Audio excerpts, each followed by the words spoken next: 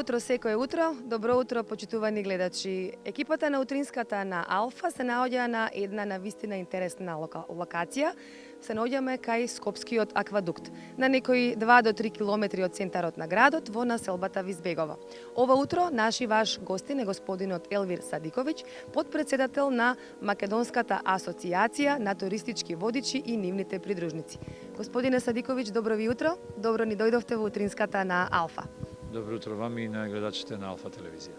Како што кажа во најавава, се наоѓаме на едно навистина интересно место, еден локалитет значаен за град Скопје, значи Скопскиот аквадукт. Ремек дело на градителите во некои минати времиња. Ние не можеме да се пофалиме дека нешто сме направиле со аквадуктот. Да почнеме за почеток, да ни кажете нешто повеќе за историјатот. Од кога е направен овој аквадукт?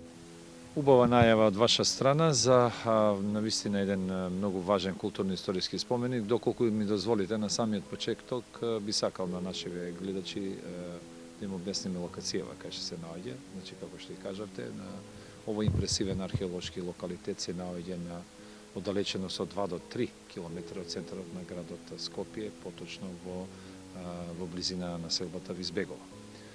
Инаку, прецизен датум за изградбата на овој археолошки локалитет за Скопскиот аквадукт немаме, биејќи не се извршени прецизни археолошки ископувања, така да точно не можеме да знаеме од колку бил граден и во кој време бил граден и кој е градителот. Инаку, според своите градежни карактеристики, односно изгледот, првобитниот изглед кој што го имал, се смета дека бил изграден во раниот среден вековен период, а подосна бил обновуван.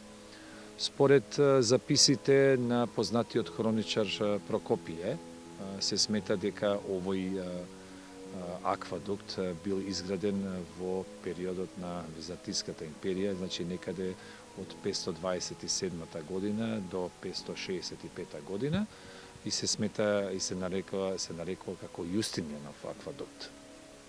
Но имаме и некои други податоци кои укажуваат дека овој, значи намената, треба и тоа да го кажеме, намената на овој аквадукт била донесување на вода. Значи првично од античкиот град Скопје, од изворот Лавовец, односно во селото Глубово, кој што се наоѓа во близина на Скопската Црна Гора.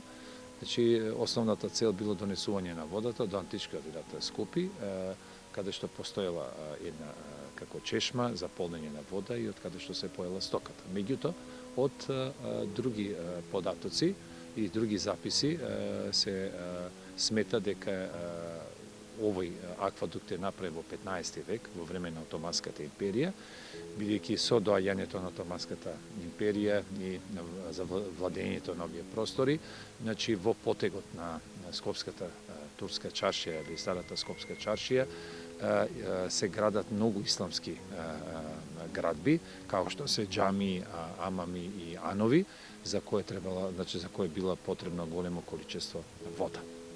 За изгледот, состојбата и функционалноста на самиот аквадукт има многу записи, цртежи, фотографии од многу хроничари, историчари, патописци кои што поминувале тука. Значи, во тој опис се дава дека самиот аквадукт имал 200 лака, значи 200 лака и бил наменет за донесување на вода, како што кажавме од Скопска Црна Гора, преку цевки, значи во пречник од 25 сантиметри. Така да таа вода се донесувала до таа чешма, каде што била наменета за пиење на вода и за други намени. Да, исто така треба да кажеме дека должината на самиот аквадукт бил 385 метра. 385 метра, значи самиот аквадукт имал две пристапни рампи, јужна и северна рампа, каде што разликата во висината била некаде околу метар, заради таа денивелација на водата. Значи, таков еден инвентивен и таков еден објект кој што е направен во тоа време и укажува на тоа дека се работи за еден културно-историски споменик со големо значење. Сега, овие ваков тип на културно-историски споменици има многу малку во светот. Еден од тие е и токму Скопскиот аквадукт, каде што се наоѓаме денеска. Приметуваме дека, она што забележуваме е дека навистина е оставен така како што е, на забот на времето. Што прави државата за негова заштита и според вас, што треба да направиме, градот Скопје да направи или државата да направи за да се подобри неговата атрактивност, а со тоа би имал и самиот град придобив? За жал, овој грандиозен споменик во минатиот период, како што може да видат и гледачите, е запуштен.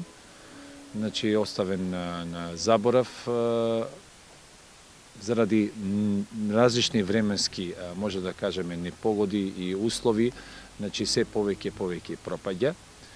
Така да ние како Македонска асоциација на туристички водичи и придружници, бидејќи како туристички водичи кои што вршиме презентација, односно ја токуваме и ја презентираме културното историско наследство на Република Македонија.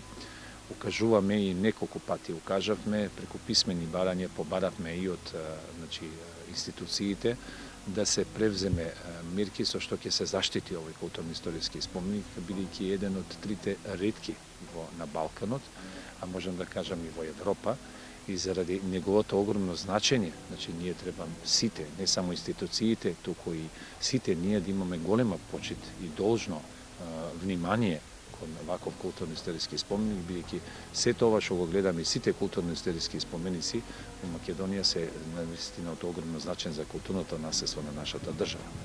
Значи, како... Што да направиме сега, за да ја подигнеме неговата атракtivност? Секако ние, како Македонска асоциација на туристички водечи придружници, значи во минатиот период, преку многу писмени барања и конкретни предлози, побаравме значи, да се изврши заштита на овој културно-историски споменик. Во 2021 година, значи овој споменик е заштитен, конечно е заштитен, значи по заштита на државата, меѓутоа треба да се преземат некои потфати, треба да се преземат некои градежни работи со што ќе се заштити.